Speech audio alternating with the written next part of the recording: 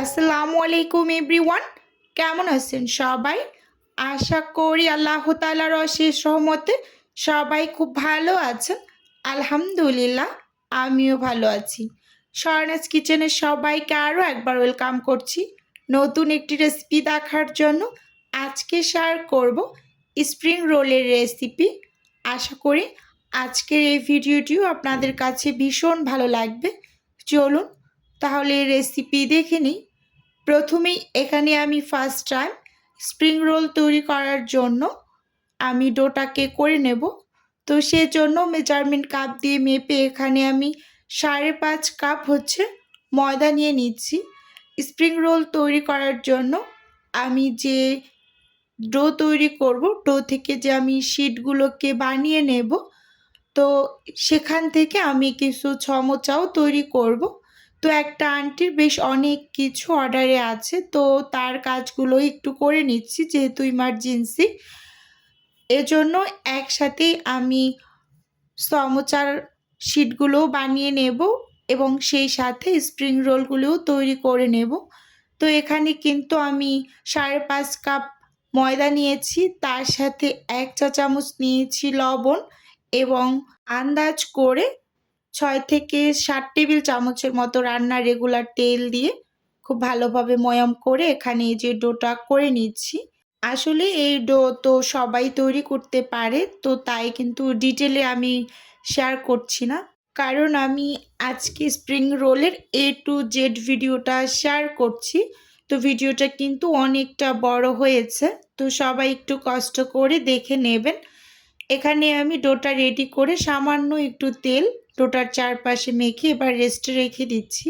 আর এপাশে আমি চিকেনের পুরটাকে রেডি করে নেব। প্রথমে চিকেনগুলোকে ম্যারিনেট করে নেব।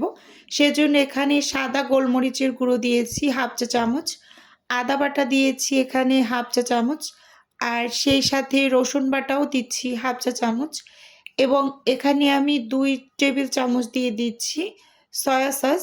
আমি লবণটা একেবারে সব শেষে ব্যবহার করব। সব মশলাগুলো দিয়ে মেখে তারপর একেবারে শেষে লবণটা ব্যবহার করব।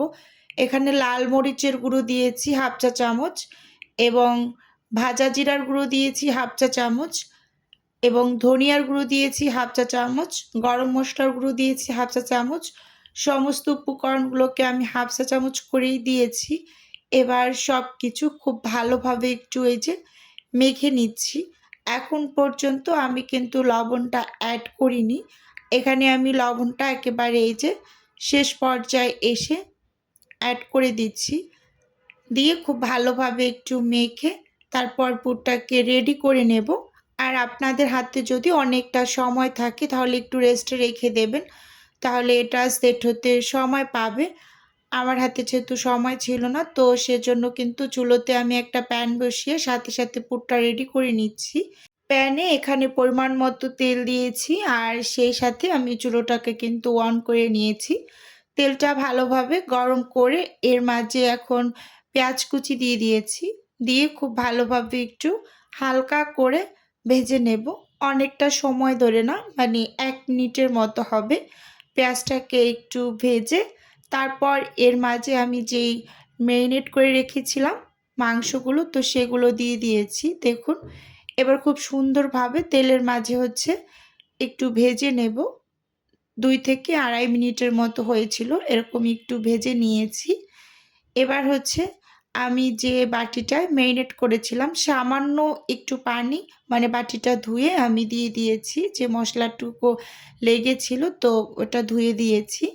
এবার ঢাকনা দিয়ে ঢেকে প্রায় 5 মিনিটের মতো রান্না করেছি। আর এই 5 মিনিটের মাঝেই খুব সুন্দরভাবে এগুলো সেদ্ধ হয়ে গিয়েছে। যেহেতু মুরগির বুকের মাংস, তো এটা সেদ্ধ হতে অনেকটা সময় লাগে না। এবার এখানে একটা ডাল ঘুটনির সাহায্যে আমি এগুলোকে একটু ভেঙে নিচ্ছি। আর আমি সব সময় একটু বড় সাইজ করেই কেটে নিই মাংসগুলো, তাহলে হয় কি একটু আস্ত আস্ত থাকে, মানে আঁশ থাকে, সেটা খেতে খুব ভালো লাগে, মানে দাঁতের নিচে পড়লে ভালোই লাগে। তো ভেঙে নেওয়ার পর এখানে আমি পেঁয়াজ কুচি দিয়ে দিচ্ছি একটু বেশি করে।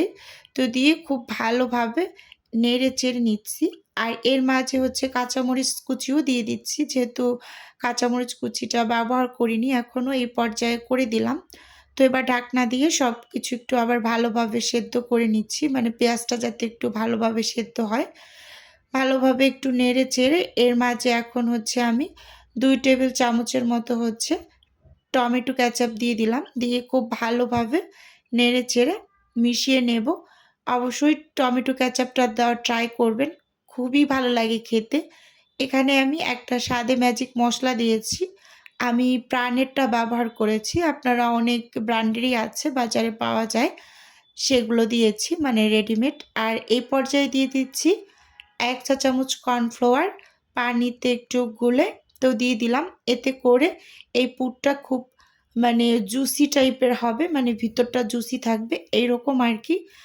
এই পর্যায়ে আবার দিয়ে দিচ্ছি ধনিয়া পাতা। ধনিয়া পাতা তো দেওয়াই লাগবে যেহেতু শীতের সিজন, আর খেতে কিন্তু খুবই ভালো লাগে সব কিছুতে ধনিয়া পাতা দিয়ে। খুব সুন্দরভাবে নেড়ে চেড়ে এবার চুলো থেকে নামিয়ে নেব।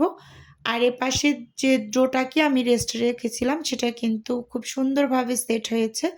তো ডোটাকে হচ্ছে আমি এখন বোর্ডের উপর নিয়ে এখান থেকে হচ্ছে আমি ছোট ছোট করে লেচি বের করে নেব।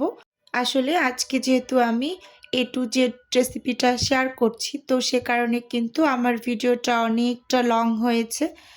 সবাই একটু কষ্ট করে ভিডিওটা দেখে নেবেন, তো আপনাদের উপকারেই আসবে। এই যে একটা একটা করে কিন্তু এরকম লেচিগুলোকে খুব সুন্দরভাবে একটু বল শেপ করে তারপর এটাকে কিন্তু ঢাকনা দিয়ে ঢেকে সাইডে রেখে দিচ্ছি, না হয় কিন্তু উপরটা ড্রাই হয়ে যাবে। দেখুন সবগুলোকেই করে নিয়েছি। এবার হচ্ছে এখান থেকে ছোট ছোট রুটি তৈরি করে নেব, মানে একসাথে 4টা রুটি তৈরি করে তারপর কিন্তু বেলে নেব। আর স্প্রিং রোল, সমোচা, অন্থুন এই শিটগুলো কিন্তু একই টাইপের করে তৈরি করা হয়।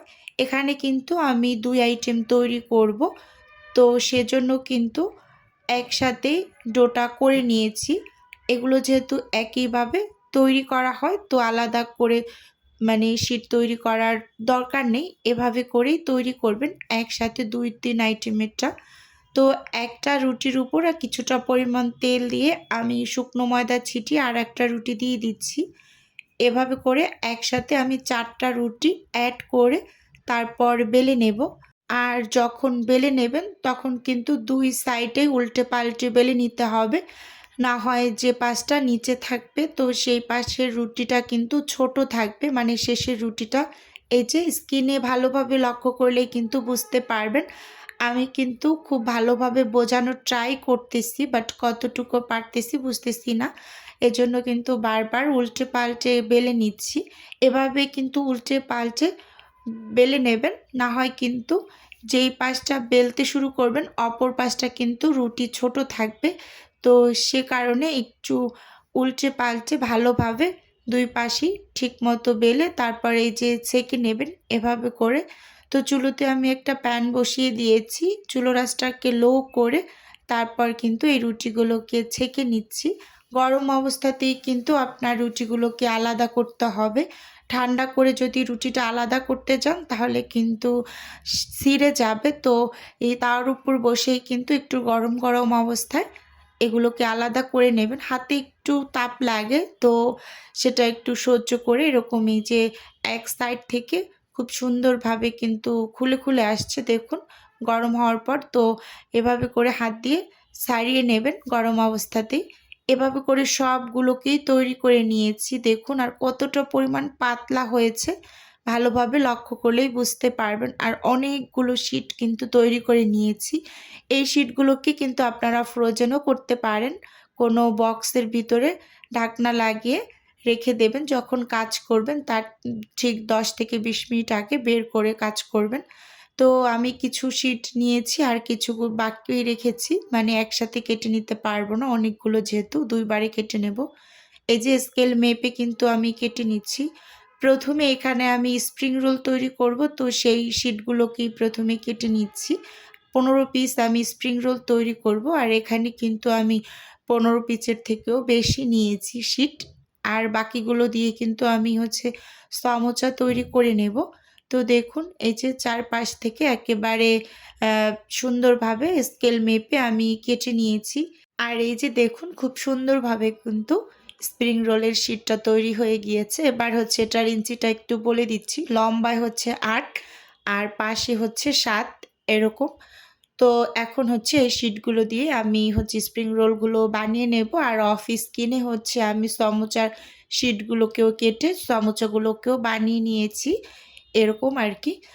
সব কাজ এরকম একটু গুছিয়ে করলে হয় কি অনেক কাজ করা যায় অনেকটা সময় ধরে। এবার হচ্ছে স্প্রিং রোলগুলো আমি তৈরি করে নেব। এই যে একটা শিট নিয়েছি, মাঝখানে পুর দিয়ে দেব পরিমাণ মতো। তারপর 2 সাইডে আঠা লাগিয়ে তারপর হচ্ছে আমি ভাঁজ দিয়ে তৈরি করে নেব। তো ভিডিওর এই পর্যায়ে এসে নিজের বিজনেসের একটু প্রচার করছি। আপনারা তো অনেকেই জানেন যে আমার ছোট্ট একটা ফ্রোজেন আইটেমের বিজনেস আছে। যদি কেউ কোনো টাইপের ফ্রোজেন খাবার অর্ডার করতে চান তাহলে স্ক্রিনে দেওয়া হোয়াটসঅ্যাপ নাম্বারে নক দিলেই কিন্তু আমি A to Z বলে দেব। আর যদি কেউ অর্ডারটি সরাসরি কনফার্ম করতে চান তাহলে হোয়াটসঅ্যাপ নাম্বারে কল করে সরাসরি অর্ডারটা কনফার্ম করতে পারেন। শুধুমাত্র ঢাকা সিটির মাঝেই হোম ডেলিভারি করা হয়, মানে ফুল ক্যাশ অন ডেলিভারি এরকম আর কি। এই যে দেখুন এখানে কিন্তু একটা স্প্রিং রোল আমি তৈরি করে নিয়েছি। এভাবে করে সবগুলোকেই আমি বানিয়ে নিয়েছি। এবার হচ্ছে এগুলোকে বক্সে ভরে তারপর ফ্রোজেন হতে দিয়ে দেব। আর ইনশাআল্লাহ কালকে হচ্ছে ডেলিভারিগুলো করে দেব, একটা ইমার্জেন্সি ডেলিভারি আন্টির। তো আজকের ভিডিও এ পর্যন্তই রাখছি বন্ধুরা। আল্লাহ হাফেজ।